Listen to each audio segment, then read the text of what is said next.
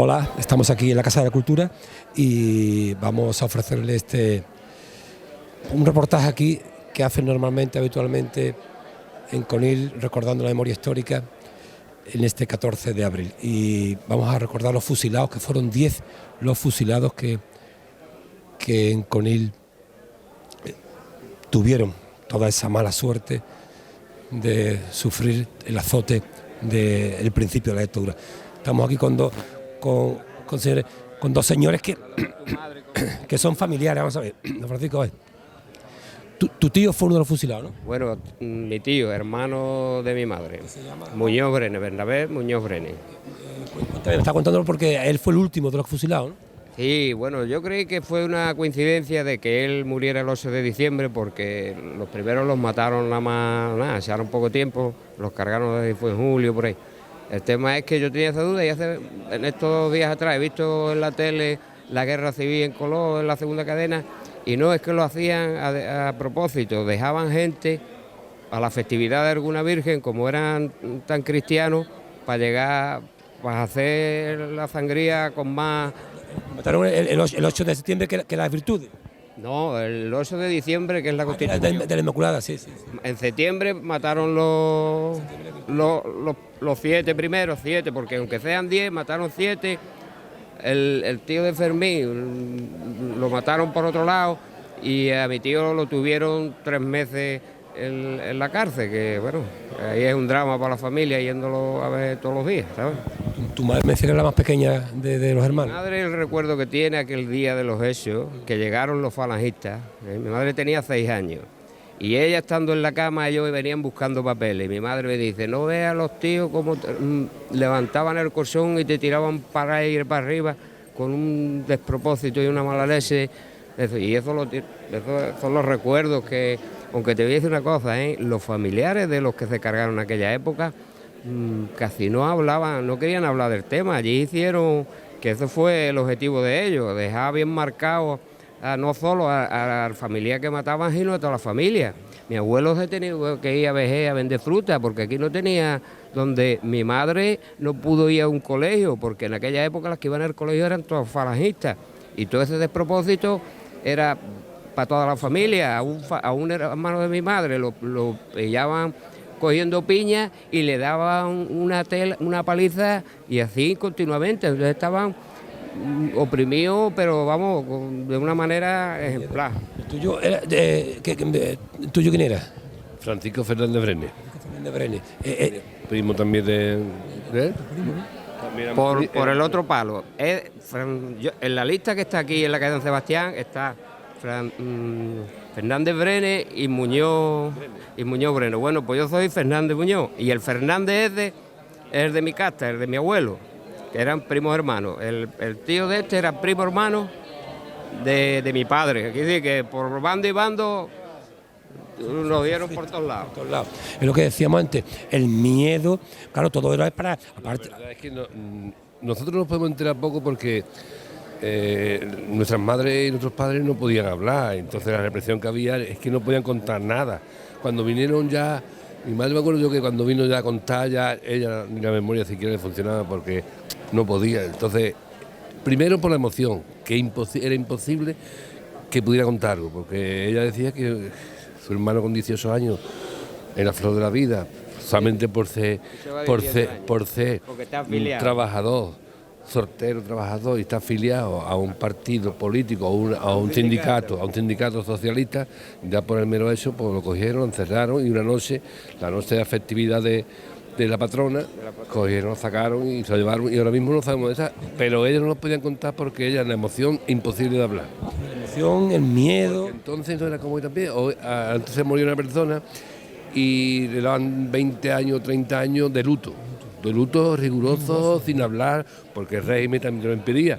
Y más uno tan joven, una persona tan joven. Claro, con 18 años, un chiquillo. Mi tío tenía 27. Un chiquillo. Era el mayor de la familia. De la técnica. También quería decirte una cosa, Juan José. Todo esto que se está produciendo ahora viene un poco tarde. Yo en otra época he tenido responsabilidades políticas y estaba un poco perdido de eso. Gracias a Magdalena González, la profesora del instituto que empezó a escribir el libro. Te puedo decir que ella incluso lo dice en una anécdota. Cuando empezó a escribir el libro, se dio casualidad de que tuvo una entrevista con mi madre y con la madre y con su madre.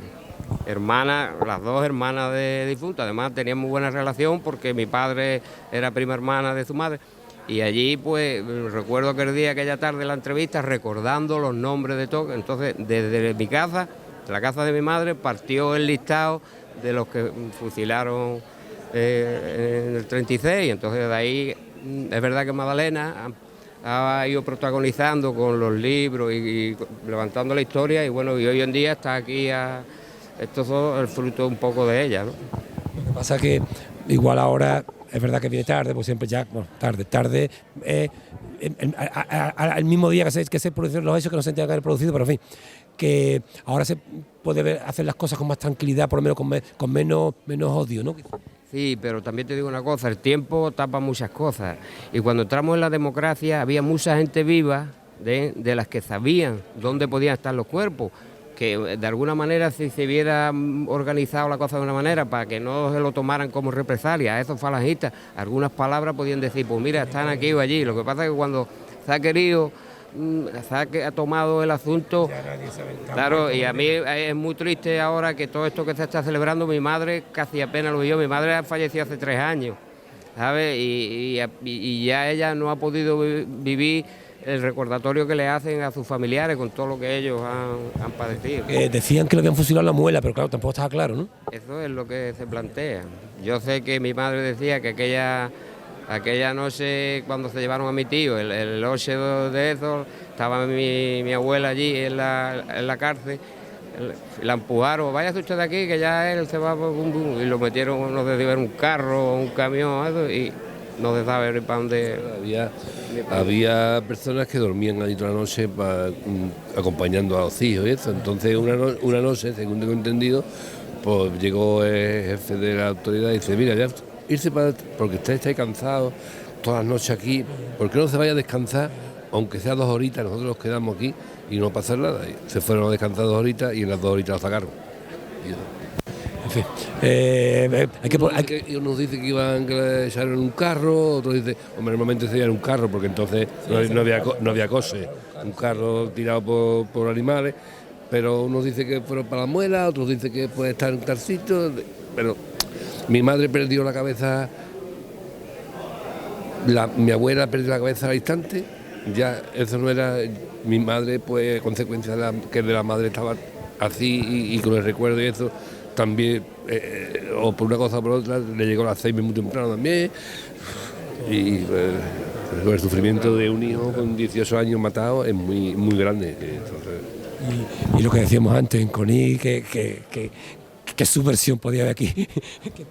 ¿Qué guerra? Y el argumento que dan los del otro bando, que los que eran sindicalistas y eso, quemaron iglesias, pero aquí en Conil no hubo una de eso pasaría en Madrid. Ahora veo yo todos los temas y te pone tú a profundizar. Allí se lo guisa, se lo come y todo, y después los guantazos para la gente que está en el Quinto Carajo, como pasó en Conil y en todos los pueblos de España. Allí parten el bacalao, allí en Madrid. También en Madrid también pasaron cosas. Allí hubo tiros y eso, y allí se calentó todo y después van, pum, y el que está... Pero es que decíamos antes, mejor en una guerra, uno ya sabe que está en la guerra y ya sabe, pero ir a tu casa, sacarte de la cama, sacarte con tus padres... Cientos miles, los que no fueron en el frente, sino ahí en temas de represalia. Eso manda tela, ahí yo qué sé. También hay una anécdota de uno de los familiares que me quedó muy marcado, hablando con un día que tuvimos una reunión y eso, que resulta que uno de los presos, de los tantos que había presos, porque detuvieron los menos 50, al final fueron seleccionando. Dice, ay, bueno, pues a mí me gustaría confesarme. Enseguida el sargento, ¿este hombre que se va a confesar? Pues, es más cristiano que Dios. Y eso, sin querer, dice que los otros habían enterado, habían dicho la mentira, me voy a confesar y era el salvoconducto. Porque fíjate tú las anécdotas, en lo poco que valía la vida en ese momento, en el más mínimo detalle, estaba bajo tierra o estaba andando para arriba y para abajo. Necesitar pero por lo menos darle el reconocimiento que se merecen durante este tiempo y sobre todo, esperemos que no pase nunca más esto. Eso es lo que esperamos, que de alguna manera no hay que olvidar y lo que se está procediendo hoy, esta memoria es para eso. Va a empezar durante el Romaña. Buenas tardes a todas y a todos. En primer lugar, agradecer vuestra presencia en este acto que yo voy a presentar y a explicar brevemente en qué va a consistir. Y como bien hemos puesto en los carteles, un homenaje a los fusilados en el año 36 en Conil. El acto va a consistir en ver una proyección de un documental que ha hecho la Diputación de Cádiz, se llama 3 días de julio, donde explica el golpe de Estado en Cádiz capital. Estamos trabajando desde la Asociación Comunes en hacer un documental sobre lo que pasó en Conil, y cuando esperemos que para pronto o lo antes posible pues podamos tener terminado en grupo de historiadores trabajando en el tema, investigando muchos temas todavía oscuros de aquella época, y podamos ver el documental de lo que ocurrió aquí en nuestro pueblo. Después de ver el documental, que dura aproximadamente sobre 50 minutos, pues se va a leer un manifiesto en defensa de la memoria histórica y democrática que han suscrito pues diferentes organizaciones políticas y asociaciones de nuestra localidad, que yo quiero agradecer desde aquí pues que lo hayan suscrito, porque entendemos que este manifiesto en defensa de la memoria histórica y democrática es decirle a aquellos que quieren volvernos a hace 40 o 50 años, que quieren acabar con la ley de memoria histórica, que ha supuesto un avance insuficiente, pero un avance, pues decirle que estamos aquí y que estamos unidos, ¿no? Y entonces agradecer a la Asociación Comunes, que ha tomado la iniciativa, a Izquierda Unida, al Partido Comunista de Andalucía, a Comisiones Obreras, a Podemos, al Partido Socialista Obrero Español, al PSOE, a la Plataforma Jandeña contra el Fascismo y el Racismo, al colectivo El Zaguán y a la Asamblea de Mujeres Feministas de Conil, ¿no? Una vez que lea el manifiesto, que la va a leer una joven de la localidad, Araceli Calderón, estudiante en el Instituto La Atalaya, Ana Forero nos va a cantar una canción, y después vamos a ir a la calle San Sebastián, donde está la placa y donde está el granero, donde estuvieron detenidos aquellos que fusilaron, y a muchos más coneleños que afortunadamente no lo hicieron desaparecer, sino que después lo dejaron en libertad. Pues en el granero aquí, como lugar de memoria histórica simbólico, vamos a poner una corona de flores en homenaje a ellos, ¿no? Ahí hemos hecho una especie de folleto, de revistilla, donde explicamos por qué el granero, ¿no? Y entonces, bueno, como lugar simbólico donde tenemos que representarnos los demócratas, los que estábamos en contra del golpe de Estado, los que estábamos en contra de los asesinatos extrajudiciales, y los que defendemos que España tiene que avanzar en un país democrático y con una forma de Estado mucho más democrática que la que actualmente estamos. Y es un homenaje también a aquellos hombres que lucharon por una república que fue fallida por los asesinos franquistas que cometieron la barbarie en aquella época. Vamos a ver el documental y luego continuamos con el acto. Muchas gracias.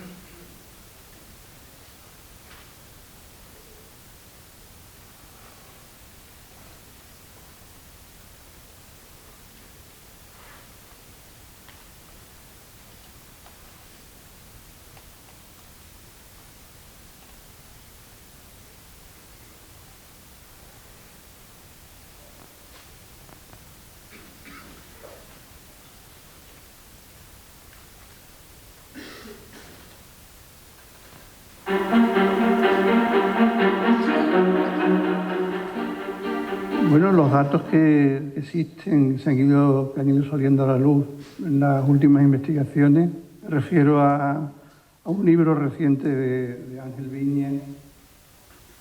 En realidad, la campaña, el intento y el pensamiento de acabar con la Segunda República, con datos, empieza el mismo 14 de abril, que ya hay una reunión esa tarde en la cual se juntan una serie de grupos, sobre todo relacionados con la monarquía anterior, ¿no?, donde se planean cómo acabar con aquello, ¿no?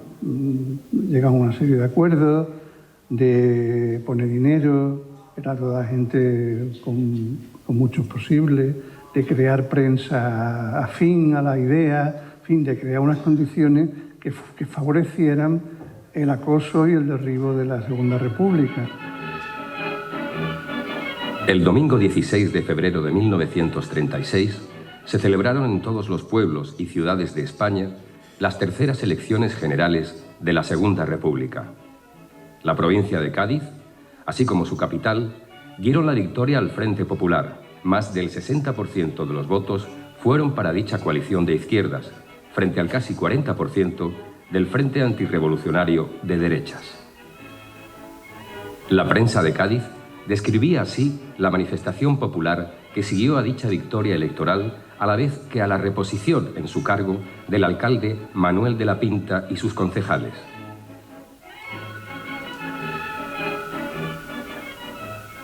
A las 3:30 de la tarde salió de la Casa del Pueblo, de la calle Arbolí, la manifestación donde iban algunos de los diputados triunfantes del Frente Popular de Izquierdas.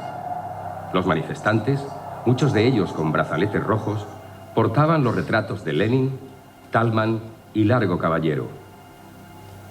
Recorrieron entre vítores y mueras las calles Ancha, San José, Plaza de Mina, Vargas Ponce, Plaza de Loreto, San Francisco y Duque de la Victoria, situándose frente a las casas consistoriales, desde cuyos balcones el alcalde, señor de la Pinta, dirigió algunas palabras.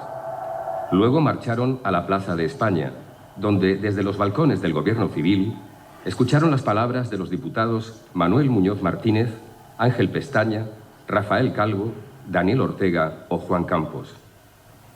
La manifestación se retiró y continuaron algún tiempo más recorriendo las calles y repitiendo vivas y mueras. No se registró el menor incidente.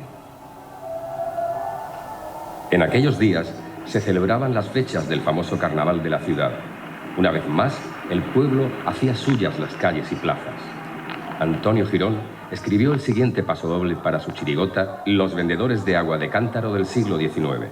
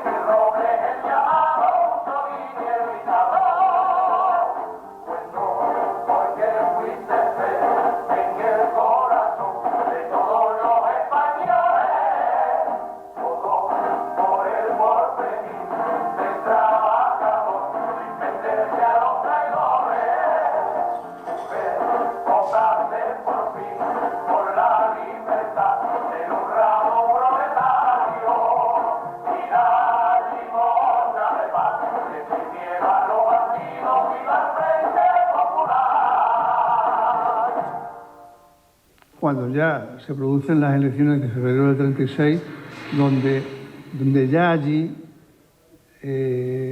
no hay ya componendas, se está actuando activamente, se está contactando con Mussolini en Roma, contactando con cualquier fuerza posible que pueda, se están comprando armas y naturalmente se está haciendo todo. Una vez que se conocen los resultados electorales, hay que acabar con aquello de todas. Es el momento en que se produce ese vacío de decir, bueno, mira, si por elecciones democráticas no podemos llegar al poder, pues se hace de otra manera.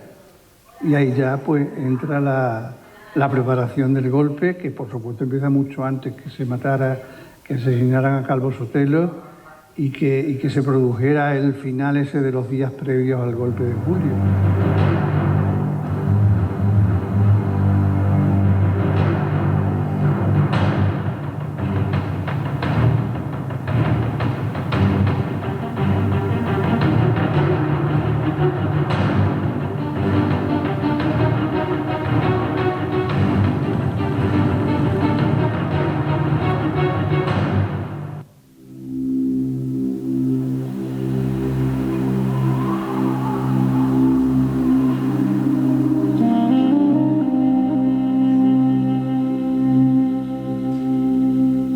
El día 17 de julio la Corporación Municipal Gaditana celebró un pleno ordinario.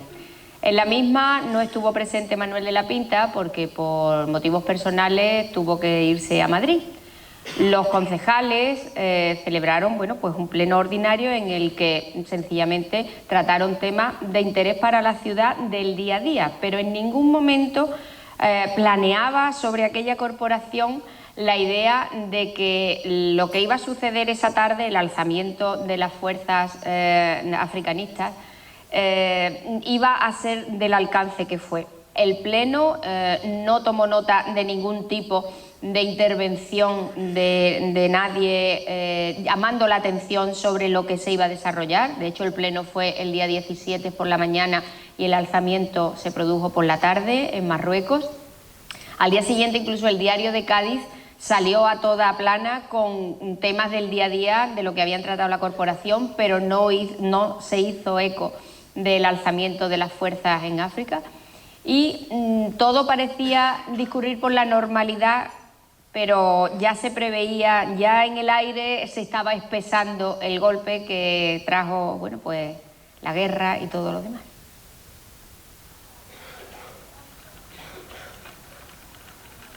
En la tarde del 17 de julio de aquel año, estaba yo en la Academia de Mecanografía recibiendo clases. Vi a mi padre, que había venido a la academia y estaba hablando con las profesoras. Momentos después, mi padre me llevó con él a la calle y en dirección a nuestra casa. Mi padre iba a pasos aún más rápidos que los de costumbre. Traté de saber por mi padre qué era lo que ocurría, pero mi padre casi no hablaba. Y lo único que yo le observaba era que estaba preocupadísimo.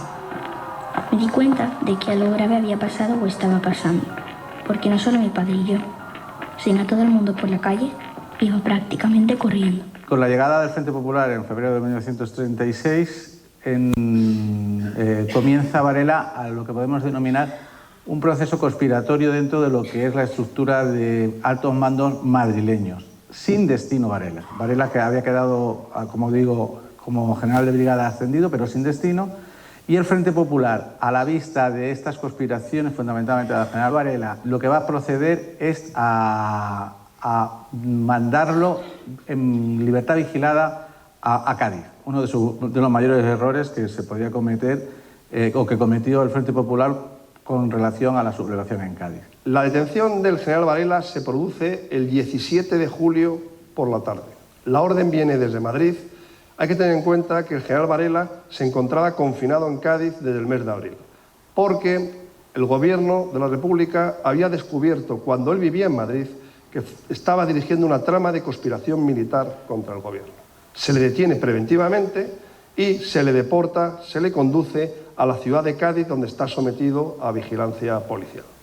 Cuando en Madrid se tiene conocimiento de la sublevación militar, del inicio de la insurrección militar en Melilla, en la tarde del día 17, toma una serie de medidas preventivas. Una de ellas, precisamente, es la detención del general Varela, que se le ordena al gobernador civil de Cádiz, que es Mariano Zapico Menéndez Valdés. Pues yo ingresé voluntario en el regimiento Cádiz número 27. Después fue 33, después 41 y tal, pero 27. Al Castillo llego la noche del 7 de no sé qué. Lo que sí sé es que, como no estaba previsto que llegara, me pusieron a dormir en un salón que ahora está lleno de cosas, de recuerdo. Y con lo que a mí me da de los gatos, se me subió un gato y yo me tiré la noche entera con la cabeza tapada y el gatito allí. Qué noche más. Después en la guerra las pasé mejor, porque yo era el cabo llavero, estuvieron ahí hablando, el Manuel llevaba un pantalón gris, una chaqueta clara, y estuvieron charlando, y yo estaba nada más que pendiente después de llevarlo al pabellón, que le dieron un pabellón que estaba encima de la cantina, que tenía una escalera, que todavía eso se puede reconstruir a la memoria. Posteriormente, a raíz de los movimientos, que ya hubo más conocimiento y más información sobre lo que estaba ocurriendo en Melilla, el gobernador llamó al general López Pinto y le preguntó sobre la situación de la guarnición militar y sobre su lealtad al gobierno de la República. Y el general López Pinto, que ya estaba implicado en toda la trama de la conspiración y que estaba al tanto de todo lo que estaba realmente ocurriendo y del movimiento que había dentro de la ciudad y en la guarnición, a pesar de que llevaba poco tiempo destinado en la ciudad, le garantizó al gobernador civil de que la guarnición iba a permanecer leal, cosa que luego, como se vería horas después, no fue verdad.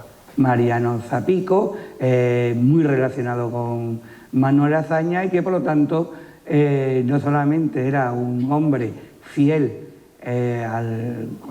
y consecuente con el gobierno republicano, sino que además pues conocían bien a sus compañeros. La misma noche del 17 de julio, cuando el golpe de Estado ya ha estallado en África, en el protectorado, Mariano Zapico no solamente durante esa madrugada establece contacto con compañeros en Larache, sino que además va a convocar una reunión en las propias dependencias del gobierno civil, donde acuden los principales dirigentes políticos y sindicales de la ciudad y donde de alguna manera se va a establecer el plan que va a estar en marcha, en sus líneas generales, se va a poner en marcha una vez que el golpe de Estado estalla en Cádiz.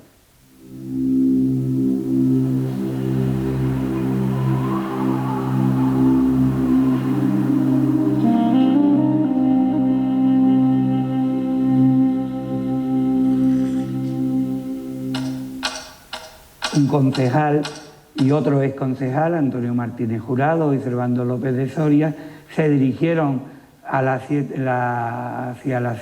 de mañana del 18 de julio a la estación de Radio Cádiz y siguiendo las órdenes de Zapico, cuando tienen conocimiento del golpe, de que ha estallado el golpe, se van a dirigir a la población anunciando que ha habido el golpe, anunciando que se vaya a la huelga y a la defensa de la República. Acabo de proclamar el estado de guerra en Sevilla. Le llamo a usted para notificárselo y para ordenarle que haga lo mismo en Cádiz. Y general, ¿qué han hecho las otras guarniciones? No se preocupe usted de eso. Su adhesión, en la que creo ciegamente, me servirá para hablar en plural a los otros comandantes militares. ¿Qué ha hecho usted con Villabrile? Como no ha habido manera de convencerle, le he metido preso con otros cuantos que tampoco quisieron adherirse. Está bien, mi general. Voy a dar cumplimiento a sus órdenes. El día 18, iniciada la sublevación militar ya en Sevilla, antes de que se produzcan los movimientos que hay en Cádiz y se haga la sublevación en Cádiz, hay unas conversaciones telefónicas que han quedado recogidas, que han quedado transcritas por diversos historiadores, entre López Pinto como gobernador militar de la provincia de Cádiz y Queipo de Llano, que en ese momento era inspector general de Carabineros, había hecho detener al general jefe de la segunda división orgánica con cabecera en Sevilla y se había hecho cargo de lo que podríamos llamar la Capitanía General de Andalucía. En esa conversación que hay, Queipo de Llano intenta conocer cuál va a ser la postura del general López Pinto y si va a seguir adelante con su compromiso en la conspiración. Y López Pinto se compromete, y efectivamente, de que va a unirse a la sublevación.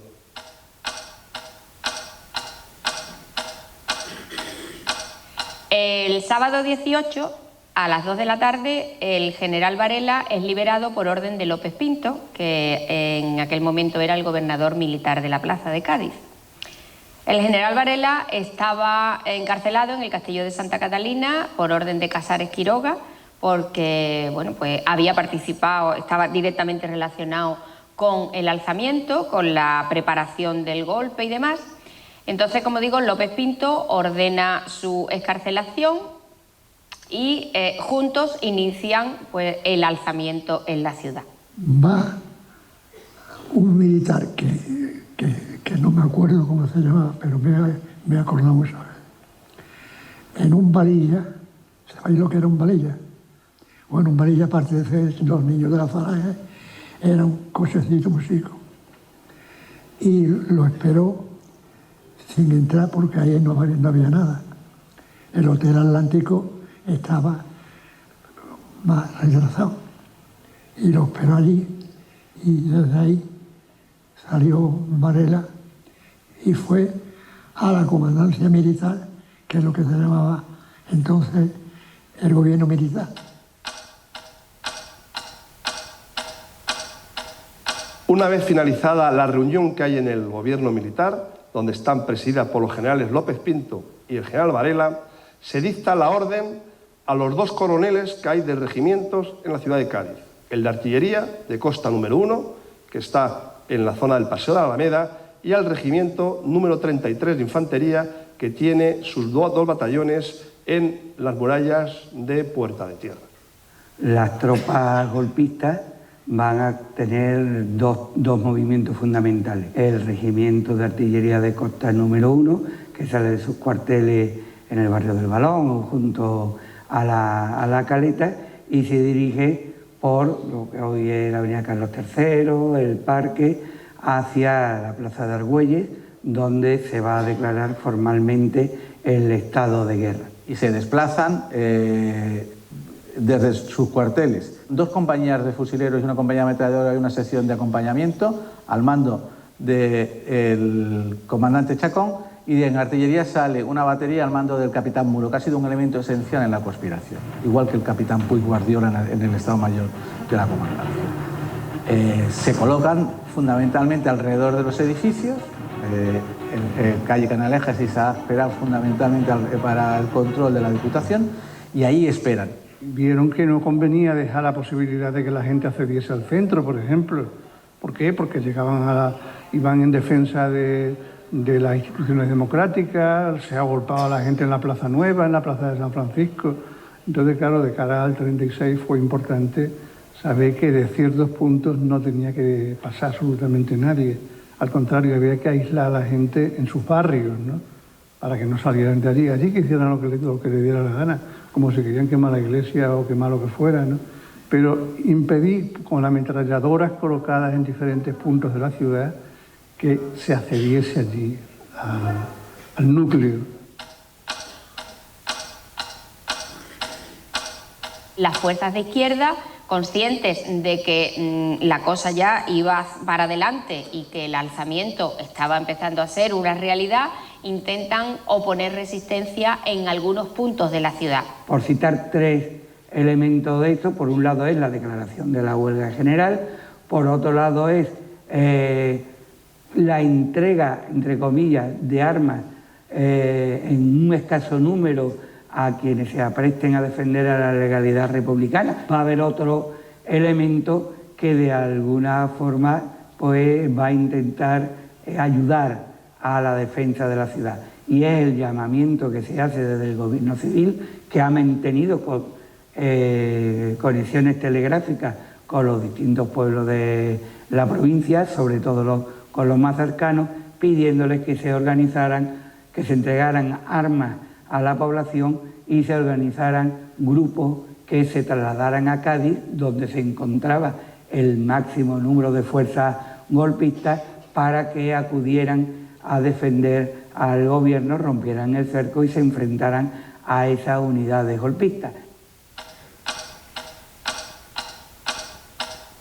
Estaba en la calle esperando que abriese un establecimiento de café y masa para recoger 5 kilos de café y llevarlo para el despacho del bar.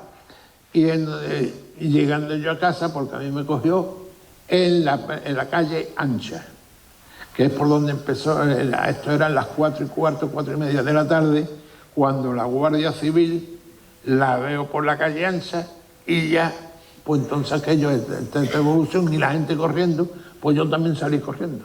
Cuando llegué a casa, mi padre estaba durmiendo la siesta y le dije: papá, la Guardia Civil la he visto yo por la calle Ancha. La lectura del bando de guerra se hizo conforme a los cánones de la época, donde el capitán que mandaba la batería, en este caso era el capitán Juan Muros, procedió a leer el bando de guerra que había firmado y redactado el Estado Mayor y había firmado el gobernador militar en ese momento, que era el general López Pinto. Y lógicamente ese bando de guerra era leído de viva voz.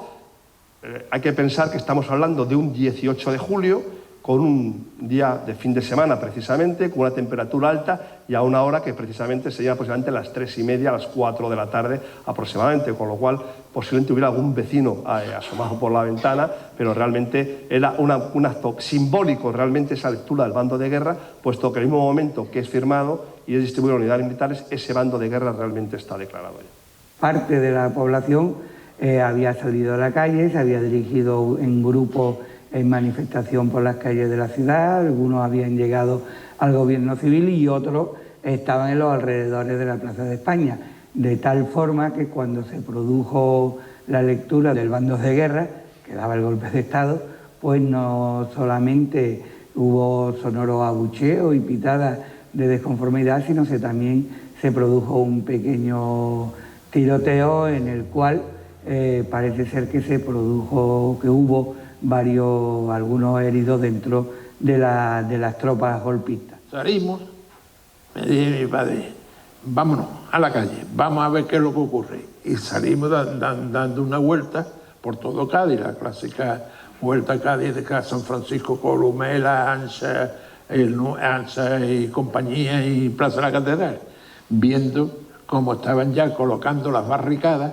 en la calle Arbolí, en la desembocadura con la calle de Compañía. Servando López Soria y Antonio Martínez Jurado, dos concejales del ayuntamiento, intentan hacer un llamamiento a la población para que resista a las fuerzas sublevadas en Radio Cádiz. El golpe militar contaba con apoyos civiles y, digamos, con una especie de trama civil. Desde su máxima simpatía y apoyo, entre comillas, hasta donde ellos consideraban que podían apoyar físicamente, lo podían haber apoyado con dinero, que van a ser las clases conservadoras o ultraconservadoras de esta ciudad. En el otro extremo del apoyo civil a los golpistas, pues están las unidades paramilitares golpistas, como pueden ser las milicias del requeté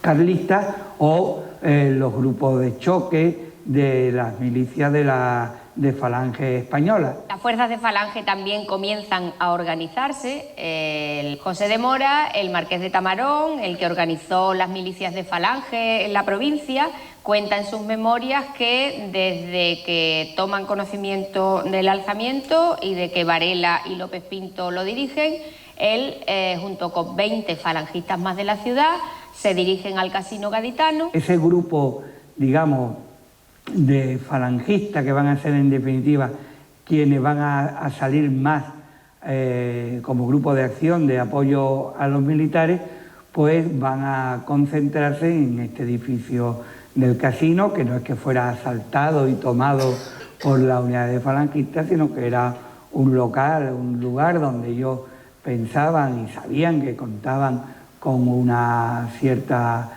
complicidad. No conocemos hasta qué punto, porque es un tema que no está estudiado, pero que ciertamente les sirve de lugar de encuentro. Ellos van hacia la plaza de Argüelles para dar el encuentro al general Varela y a López Pinto.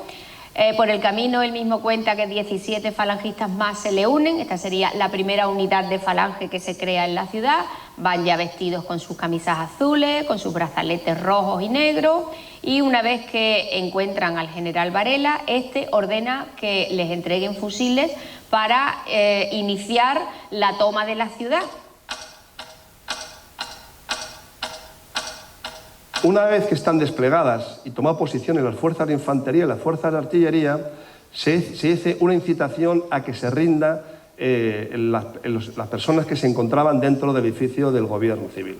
En ese momento estaba como más caracterizado el gobernador civil, Mariano Zapico, estaba acompañado del teniente coronel de Carabineros, Leoncio Jasso, estaba acompañado del comisario jefe de policía, Adolfo de la Calle, estaba acompañado también del capitán de la Guardia de Asalto, Antonio Yáñez Barnuevo, así como de diversos elementos de la Guardia de Asalto y del Frente Popular. Esa intimidación para que se rindan no surte efecto y se inicia un intercambio de disparos de fusilería entre los defensores y los que están asediando el edificio.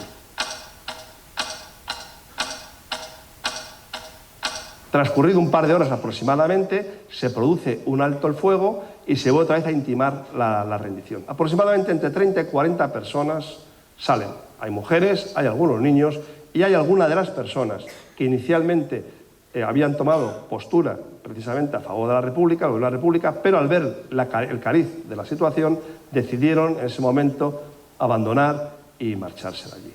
Una vez que ha terminado el desalojo de esas personas, continúa el asedio y continúa el tiroteo.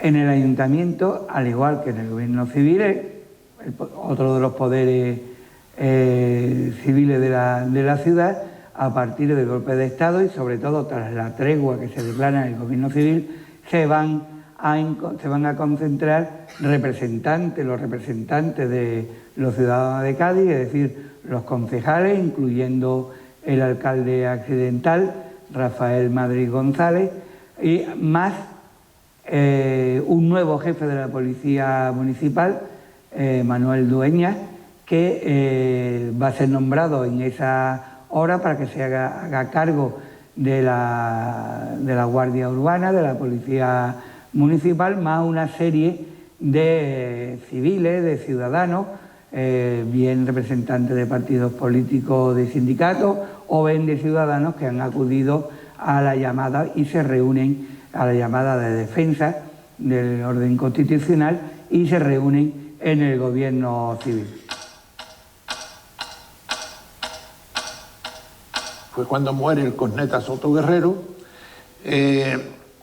a las 7 u 8 de la tarde, que el disparo, decían que iba para General Varela, lo que murió fue el cornetín de orden, el que iba a su lado. Ya se veía como lo que decían las hordas, y eran que salían para la calle Columela, y ya empezaron los incendios y demás a la caída de la tarde. Los incendios que desapareció incluso una calle que fue la que se convirtió después en lo que hoy es la Plaza del Parillero. Los incendios que duraron hasta las 4 de la mañana. A la caída de la tarde, a partir de las 7 de la tarde, pues van a salir a las calles en compañía de unidades del Ejército y de este grupo de falangistas para intentar controlar lo que es el centro de la ciudad, donde, como sabemos, pues ya se están produciendo esos asaltos e incendios de edificios. La defensa de la ciudad no solamente se produjo de una forma institucional en los edificios con la declaración de la huelga general y la ocupación de las calles, sino también con el levantamiento de barricadas. Se van a levantar en los lugares cercanos a los centros obreros más inmediatos, muy conocida, es la que se levanta en la esquina de Arbolí, con la calle Perín y Obispo Urquinaona, donde además va a ser uno de los sitios donde se produce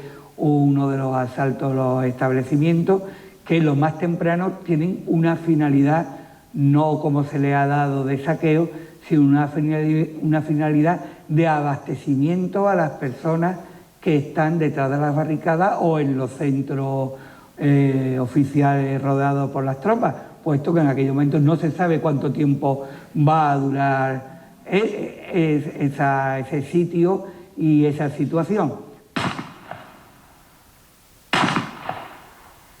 Mi abuelo fue José Bonat Ortega,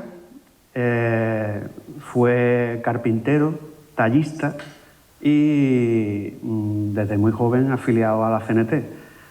Él era anarcosindicalista, ¿no?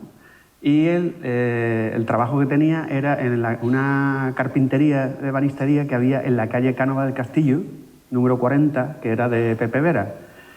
Y un compañero suyo, que también era carpintero ebanista, que era Vicente Ballester. Entonces ahí, digamos, pues nació, digamos, lógicamente su simpatía, digamos, o su idea de defender, digamos, los ideales anarquistas, ¿no? Se casó con mi abuela Concepción Santander Torres y se casaron muy jóvenes y se fueron a vivir a la calle San Bernardo, actualmente Pericón de Cádiz. Viñero y un hombre muy amable, tenía por lo visto unas dotes de oratoria no como los políticos de ahora. Incluso se dice que en la tarde del 18 de julio, cuando comienza la huelga general, la orden de defensa, son las noticias de que se están produciendo los primeros asesinatos, las primeras muertes por intervención, o bien de algún derechista, como en el caso de José Bonat, o bien por la intervención de las unidades del Ejército y de la Guardia Civil, que van a intentar controlar lo que está ocurriendo en las calles, lo que termina, digamos, convirtiendo lo que es una huelga general, un intento de romper el cerco, en asalto a los comercios con el posterior, en algunos casos, incendio y saqueo. Mi abuelo, el 18 de julio, hay ya, digamos, rumores en Cádiz de que hay un alzamiento nacional, no sé qué. Y entonces mi tía estaba en la guardería, en una guardería que estaba, por lo visto, cerca del Hotel Playa. Mi abuelo va a recoger a la guardería a su hija, la deja en la calle San Bernardo y le dice a mi abuela: ahora vengo. Ahora vengo, porque iba a una reunión que se había, digamos, convocado, lógicamente, entre el grupo, digamos, suyo, alrededor, digamos, del palillero. Pero no llegó al palillero. En el momento de que iba por la calle Libertad, justamente delante de los puestos de los churros, que había allí un café, ahora mismo no me acuerdo el nombre, un tiro, digamos, por detrás, digamos, lo mata. Personalmente, Varela llama a Mariano Zapico, el gobernador civil, le advierte de que si no cede y si no termina con esa resistencia, cañoneará el edificio. Zapico vuelve a negarse. Mientras tanto, Zapico intenta desesperadamente obtener ayuda por parte del Gobierno de la República. Durante toda la noche que dura el asedio, intenta que desde Madrid le manden aviones que bombardeen a las fuerzas sublevadas, y ahí se demuestra de nuevo la miopía del gobierno. Nos encontrábamos sitiados desde las 4:30, en medio de un fuego de fusilería, pistolas y ametralladoras. Horroroso. Con nosotros estaban 50 guardias de asalto.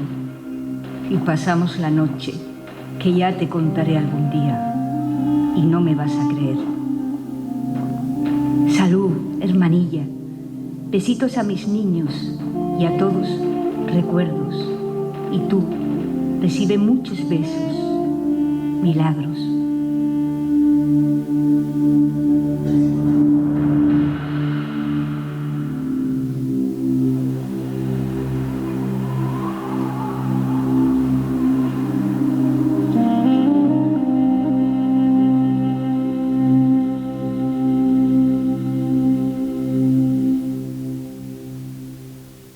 Los vigías apostados en las azoteas de este edificio advierten de que llega el vapor, el Churruca, con las fuerzas sublevadas de África, las cuales desembarcan en el puerto. Con la llegada del destructor Churruca y una motonave que viene desde el puerto de Ceuta transportando tropas de fuerzas regulares indígenas, deciden en ese momento la rendición del edificio, el gobernador civil. Milagro Rendón Martel, que era mi tía, pues pertenecía al Partido Comunista, era del Socorro Rojo, y ella, pues como estaba con mi abuelo, siempre pegada a él, cuando saltó el movimiento, pues ella lo primero que hizo mi padre, y se vino corriendo a donde él había dicho que venía, que era aquí al gobierno civil entonces, pero no estaba aquí, él estaba en el ayuntamiento, entonces ella vino a buscarlo aquí y aquí la cogieron a ella. Y ya como ella era activista y era del Partido Comunista, pues ya se la llevaron presa y al poco tiempo, duró poco, en la cárcel de Cádiz, supongo que estaría ahí, yo creo que sí, la mataron. La fusilaron embarazada de 2 meses con 29 años, en los fosos de Puerta de Tierra. Yo creo que fue la primera mujer que fusilaron, ahí. Y el día que la iban a matar, la dejaron despedirse de mi madre. Y entonces cogieron a mi madre y la llevaron con ella, para que se despidieran las 2 hermanas. Y hasta un chavalín de los que la dispararon se desmayó, porque la despedida fue horrorosa. Se tiraban de los pelos para no separarse.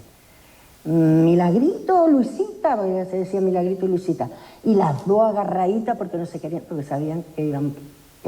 Una era Milagro, era la primera, iba para la muerte. El Churruca desembarca una dotación de moros y entonces, pues claro, ya el gobierno civil, que se había hecho resistente al general Varela, ya se embarcan los moros y ya eso...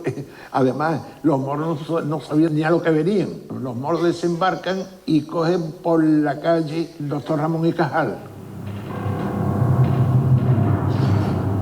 A primera hora del día 19, tras la ocupación del gobierno civil, Varela, que está tomando ya el mando definitivo del golpe en la ciudad, acude con fuerza de su regimiento y de las nuevas unidades del Ejército de África que han llegado para ocupar el ayuntamiento, lo cual se produce sin ningún tipo de resistencia, salvo un breve y discutible tiroteo. Mi abuelo se crió en el Corralón de los Carros con toda su familia, que eran varios hermanos. Fue al ayuntamiento a hacer sus gestiones de lo que él era. Pues era tesorero del Partido Comunista y entonces fue al ayuntamiento y allí lo cogieron porque saltó el movimiento, lo cogieron y lo metieron preso. Y ya después de ahí, pues al poco tiempo lo fusilaron, que fue en agosto. Fue uno de los primeros que fusilaron, creo, en Cádiz. Los Rendón son una familia de indianos, una familia de emigrantes, bueno, esa familia. Francisco Rendón emigra, es un gaditano que emigra en su caso a Cuba, como hicieron tantos andaluces en aquellos años de final del 19 y principio del 20, y que vuelve unos años después, en 1913, a Cádiz, con una situación económica quizás un poco mejor que la que aquella con la que se fue. No es el indiano ricachón, pero sí ha vuelto con una situación económica mejorada y que se convierte en un pequeño comerciante, un pequeño burgués de alguna manera, un pequeño comerciante en la ciudad de Cádiz. Francisco Rendón pues fue probablemente uno de los miembros centrales quizás de los impulsores incluso del Partido Comunista en la ciudad. Él tiene 2 hijas que también van a pertenecer al Partido Comunista, pero quizás la más interesante sea María Luisa por el vínculo familiar que se establece con Daniel Ortega. Daniel Ortega es un joven comunista que llega a estudiar, llega a vivir a Cádiz desde un pueblo de Burgos. Por la mañana del 19 de julio asaltaron la platería de mi abuelo, Francisco Rendón, San Francisco, y llegaron tropas marroquíes, que fueron los que entraron allí. Bueno, le decían los moros, pero bueno, yo digo marroquíes. Entraron en la platería, claro, es que se decía que eran los moros, han entrado a la platería de Paco Rendón, es lo que se solía decir. Y nada, pues los relojes de mi abuelo, como él tenía su platería con todas sus cadenitas, sus relojes y sus cosas, se veían por toda la calle Pelota tirados, porque le habían desbancado todo, le habían quitado todo, y los vecinos bajando, una señora muy conocida de Cádiz, de una familia muy conocida de Cádiz, también estuvo cogiendo relojes. Era amiga de mi madre de la infancia, un apellido que no lo quiero decir, pero bueno, de una familia muy conocida y pudiente de aquí de Cádiz. Pues también cogió sus relojitos, Se llevó también su relojito. Hombre, claro, es que eso es así. Se les permitía actuar de esta manera porque era lo que se solía hacer en la guerra rifeña y porque también quizás también eso formaba parte del arma, del uso que se hacía de los regulares, no solo como un elemento militar, sino también el miedo que inspiraban.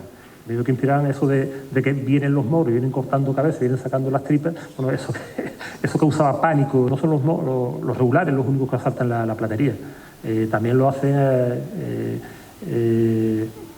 digamos que sublevados de aquí, de la tierra. La Casa del Pueblo de Cádiz se enclava en un edificio ya que tiene mucha historia en la ciudad, en la calle Arbolí, número 5, antigua calle del Empedrador. Sabemos que una de las premisas socialistas es el de formar a la población y a los obreros. Una Casa del Pueblo, aparte de ser la sede del sindicato, en este caso de UGT, y todas las sociedades que se adhieren a este sindicato, es también la casa del político, del partido político que es el PSOE. Él empieza con una labor, como hemos dicho, política, de enseñanza política, pero también tiene una labor cultural. Ya sabemos que en 1936 pues será no solo la sede del PSOE, sino también del Frente Popular. La calle Prim, Arbolí, allí montan barricadas para intentar frenar el avance de los militares y de estas fuerzas de Falange. Ya la Diputación estaba siendo asediada por las tropas de Varela y también Correos y diferentes enclaves de la ciudad. Este grupo de izquierda lo que intenta es que Cádiz no caiga o tarde lo más imposible en caer en las manos del bando nacional, que asalta la Casa del Pueblo. La Casa del Pueblo es tomada en poco tiempo porque también al saber que venían ya los regulares, la mayoría de la gente sale despavorida de la Casa del Pueblo, porque si no iban a ser detenidos, y ya desde ese día pues empieza la persecución en la ciudad y se tienen que esconder la mayoría de los socialistas.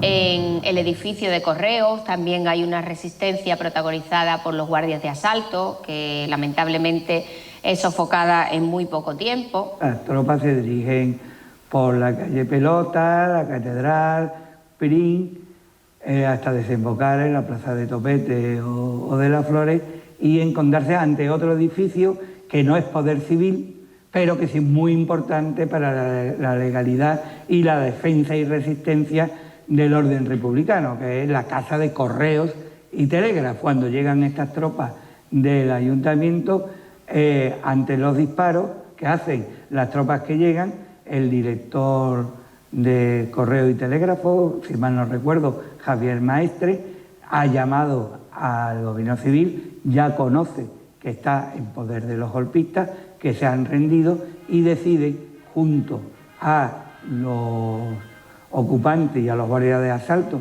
que están en la ciudad, que están en el edificio, pues abrir las puertas, sacar una bandera blanca y entregarse a las unidades que han rodeado el edificio desde la plaza.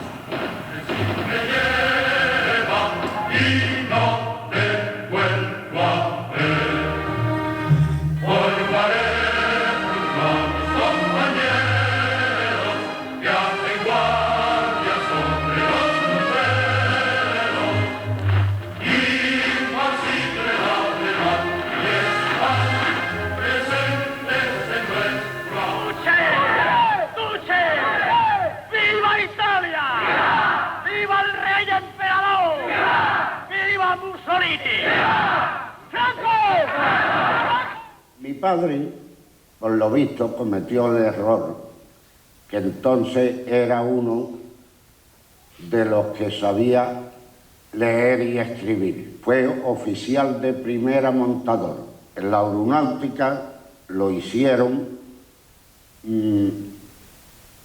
vocal o secretario, algo de eso, de la CNT. Se chivaron de eso y fueron a por él. Salió detenido para el puerto. Nunca pude saber dónde estuvo enterrado.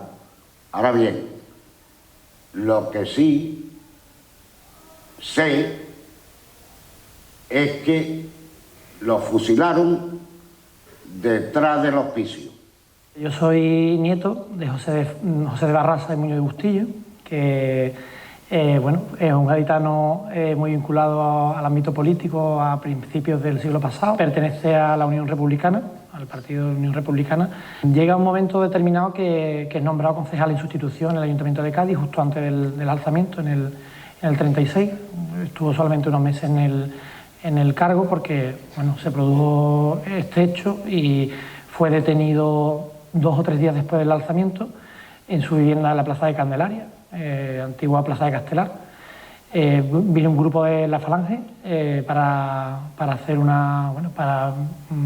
mirar si para hacer una inspección en la casa. Encuentran 2 armas de fuego, una reglamentaria suya propia porque era militar y otra de su padre que había sido vicealmirante. Entonces lo detienen justificando la detención, o sea, justifica la detención diciendo que es porque ha encontrado estas 2 armas de fuego en casa, ¿no?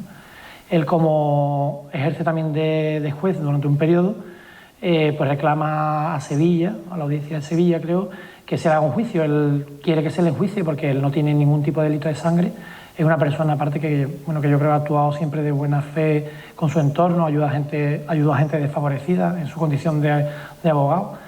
Y a pesar de todo, bueno, pues lo hacen prisionero, lo retienen en el Castillo de Santa Catalina durante 1 mes y medio aproximadamente, hasta que un 29 de agosto, lo conducen por el Campo del Sur, bueno, por toda la parte de la Caleta, Campo del Sur, hasta las Puertas de Tierra, en la bóveda de Santa Elena, que había un cuartel allí, y lo fusilan en el foso de las Puertas de Tierra, junto con otra gente que también estaba vinculada políticamente, ¿no?, a la República. Yo soy Miguel Ángel Iglesias, yo soy nieto de Florentino Itabén. Él era panadero, pertenecía al Partido Comunista y fue concejal en el Ayuntamiento de Cádiz por el Frente Popular. Él fue uno de los que defendieron el Ayuntamiento de Cádiz durante el alzamiento del 36. Cuando la situación pues se complica en el Ayuntamiento, varias personas, y entre ellas mi abuelo, pues decidió abandonar el Ayuntamiento y esconderse. Él se esconde con Ponce de León en su casa y son delatados, no se sabe por quién, y son delatados y son capturados allí en casa de los Ponce de León, escondidos en una alacena. Son fusilados en la Puerta de la Caleta. Fue enterrado malamente en el cementerio, en una fosa. Tuvo varios hijos, entre ellos estaba mi padre, que mi padre fue un hijo que tuvo fuera de su matrimonio, pero aparte de mi padre, pues él tuvo otros hijos que les puso ciertos nombres un poco atípicos a la época, ¿no?, como Asturias, Lenin, Stalin. Y bueno, cuenta la leyenda de que cuando se murió, creo que era Vicente, pues le hizo un entierro laico, que fue pues detrás del cuerpo, detrás del cuerpo pues iba una banda pues tocando música para llevarlo al cementerio. Era lo que se decía como un entierro laico, ¿no? Y cuenta la leyenda que cuando fueron fusilados Ponce y él en la Puerta de la Caleta, los golpistas, pues para reírse de él o de tú sabes pues, qué, pues decidieron hacer lo mismo. Decidieron ponerle una banda detrás de los 2 cuerpos y pasearlo por todo el Campo del Sur. Dicen que es una leyenda, no lo sé, pero bueno, ahí queda. El día 21 de septiembre, a las 10 de la noche, llegaron a casa 2 falangistas, sacó la pistola, el pulsero, y se lió pum, pum, pum a disparar. Yo que estaba durmiendo, me levanté. ¿Aquí qué pasa? Y me acaba de decir yo, ¿aquí qué pasa? Como estaba disparando, pues me alcancé el tiro, de la bala que tengo. Me entró por aquí abajo Y aquí también otra, ¿ves? Que estoy aquí otro culturo. Mi madre me dejó en el hospital y en aquel extranjero había un grupo de franjistas muy grande que estaban saltando, cantando Carazón. Y dice, ay, ¿qué estáis haciendo? Hay que ver. ¿Por qué estáis saltando por encima de él? El señor así está muerto. Y cuando mi madre entró por la casa, pues se encontró todos los chiquillos allí en el patio, llorando, uno, otro jugando, como niños que eran. Y las mujeres llorando. Y mi madre, ¿por qué lloras tanto? Y dice que ¿por qué lloramos tanto? ¿Pero te has dado cuenta que a tu marido dan al fusilado? Mi nombre es Luis Yáñez Barnuevo García y soy sobrino carnal del capitán Antonio Yáñez Barnuevo Milla, de 33 años, que fue fusilado en Cádiz el 6 de agosto de 1936 por haber permanecido fiel a la República a la que defendió con las armas en la mano, ¿no? Y los rebeldes fascistas, mandados por el general Queipo de Llano, ordenaron su juicio y el de otros compañeros y su ejecución. Los oficiales, porque son la mayoría militares que se rinden, primero se les promete perdonarle la vida, echarlo de la carrera militar, pero perdonarle la vida y no procesar a los civiles que estaban en el gobierno civil. En realidad ninguna de las dos cosas se cumple, porque, como he dicho, los 5 de mayor mando que estaban en el gobierno civil, unos días después son fusilados de manera fulminante en el castillo de San Sebastián. Parece ser que el pelotón de fusilamiento lo manda el teniente Carlos Díaz, ¿no? Y bueno, ahí termina lo principal de la historia, en el sentido de que a partir del 19 los rebeldes ocupan todo Cádiz y se hacen dueños de la situación y poco a poco también de la provincia, ¿no?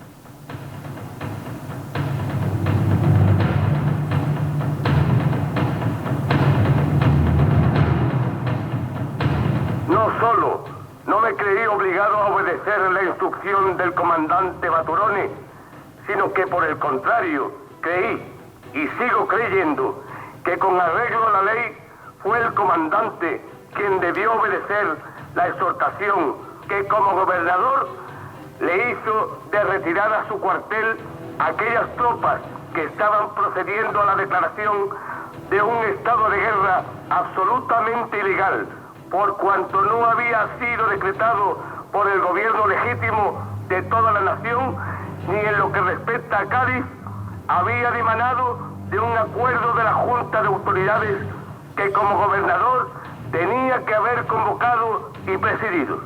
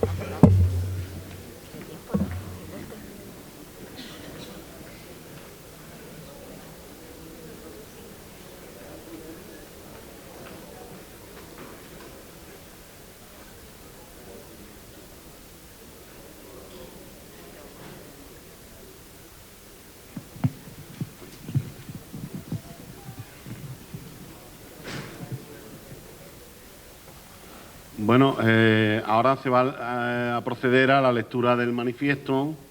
Está aquí Araceli Calderón, que lo va a leer.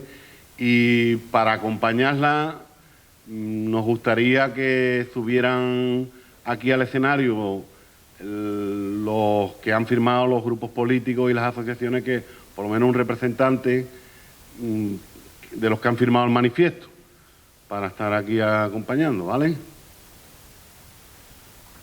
Venga.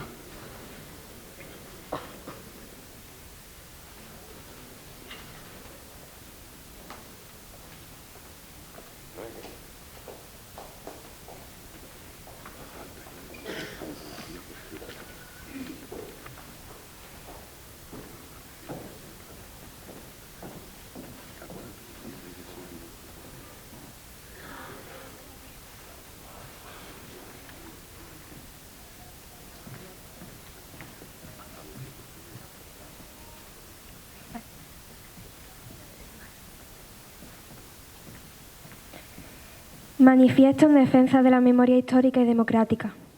Bajo la expresión recuperación de la memoria histórica, se hace referencia al proceso iniciado en nuestro país, aproximadamente hace 2 décadas, por asociaciones cívicas y movimientos ciudadanos, con el objetivo de conseguir la debida reparación de las víctimas de la represión acaecida durante el golpe de Estado franquista y la posterior dictadura que asoló España durante casi 40 años. En este proceso de recuperación y reinterpretación del relato de la represión política acaecida durante la Guerra Civil y la dictadura franquista, se plantean reivindicaciones que aglutinan las demandas de las víctimas de dicha represión, ignoradas durante los 40 años de dictadura y desatendidas en gran medida tras la llegada de la democracia.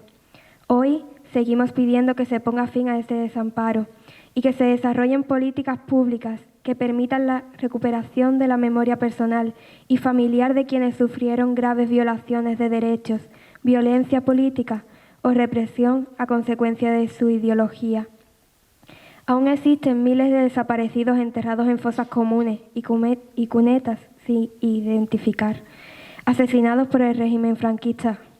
España es el segundo país del mundo, después de Camboya, con más desaparecidos, por lo que es una obligación de la ciudadanía democrática exhumar a las víctimas de los crímenes franquistas.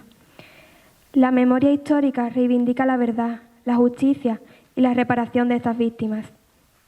La ley de 26 de diciembre del 2007, por la que se reconoce y amplían derechos y se establecen medidas a favor de quienes padecieron persecución o violencia durante la Guerra Civil y la dictadura, conocida popularmente como Ley de Memoria Histórica, aunque insuficiente para juzgar los crímenes del franquismo y fomentar la total reparación de las víctimas. Supuso un gran avance en la lucha por la recuperación de la memoria histórica. Sin embargo, esta ley quedó ya derogada de facto durante el reciente gobierno del Partido Popular, ya que en los presupuestos generales del Estado no hubo la dotación presupuestaria para su aplicación. En Andalucía, en 2017, se aprobó la Ley Autonómica de Memoria Histórica y Democrática, en la que se recogía que el Estado surgido como consecuencia de la Guerra Civil fue condenado en 1946 por las Naciones Unidas en sus primeras resoluciones, entre ellas la Resolución 39 de la Asamblea General, en donde se declara que en origen, naturaleza, estructura y conducta general, el régimen de Franco fue un régimen de carácter fascista, establecido en gran parte gracias a la ayuda recibida de la Alemania nazi de Hitler y de la Italia fascista de Mussolini.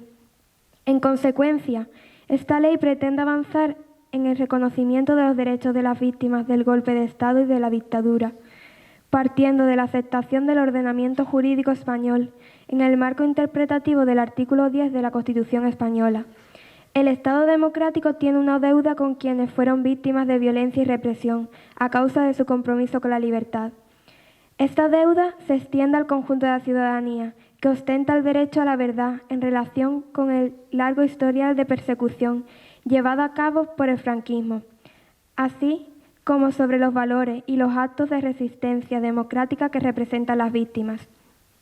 En Conil de la Frontera, nuestro pueblo, la represión fascista afectó a la mayoría de la población, con la supresión de derechos y libertades, pero, además, Una parte significativa de ella sufrió el asesinato, el oprobio y la violencia directa.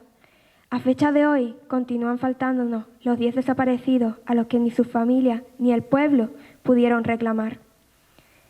Entendemos que el actual auge de la extrema derecha amenaza la búsqueda de la verdad y el ejercicio de la reparación. La pretensión en marcha de derogar la Ley de Memoria Histórica de Andalucía supone un atentado a la democracia y un retroceso para la imprescindible intervención de la Administración pública en la exhumación de los miles de cadáveres alojados aún en fosas comunes sin identificar.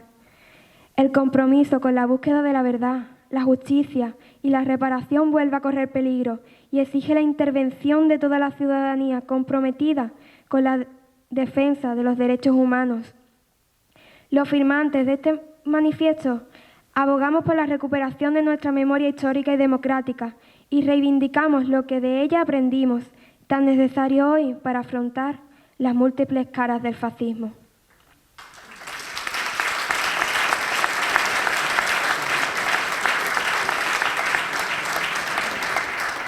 Suscriben este manifiesto Asociación Comunes de Conil, Izquierda Unida, Partido Comunista de Andalucía, Comisiones Obreras, Podemos, Partido Socialista Obrero Español, Plataforma Jandeña contra el Fascismo y el Racismo, Colectivo El Zaguán, Asamblea de Mujeres Feministas de Conil y Andalucía por sí.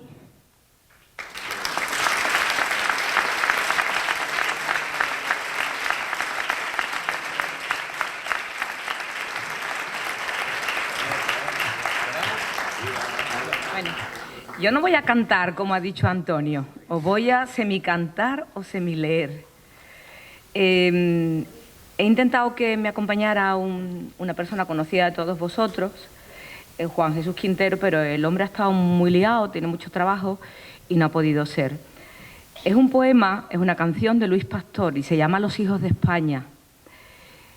Es una canción preciosa. Luis Pastor lleva cantándola muchos años y recuerda a todas aquellas personas que tenían otra visión de España, porque la visión de España no ha de ser única. Aquí todos somos hijos e hijas de España, cada uno a nuestra manera, según nuestras ideas. Ni Juan Jesús ha podido venir, ni Luis Pastor está aquí, pero está. Esas personas que fueron fusiladas en Conil, en Cádiz, todas esas personas represaliadas no están aquí, pero están aquí. Y también son hijos e hijas de España.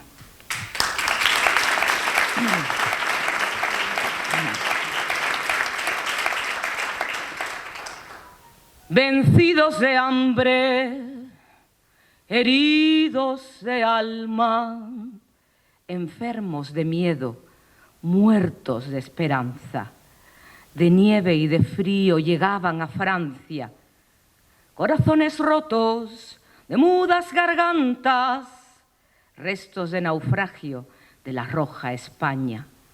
Perdida la paz, perdida la causa, perdidos los sueños, perdida la patria, perdidos de todo, perdidos de España, en tierra de nadie, en campos de rabia. Porque Europa tiembla y el fascismo mata y el destino acecha y la guerra avanza y la muerte ronda tan cerca y tan flaca, tan cruel y certera que a todos alcanza. Aquí están y vienen los hijos de España, los muertos sin nombre, los rostros sin cara. Aquí están y vuelven los que combatieron y dieron la vida por un mundo nuevo. Aquí están y vuelven los hijos de España, donde un canto muere, otro se levanta. Aquí están y vuelven los hijos de España, donde un canto muere, el mío se levanta.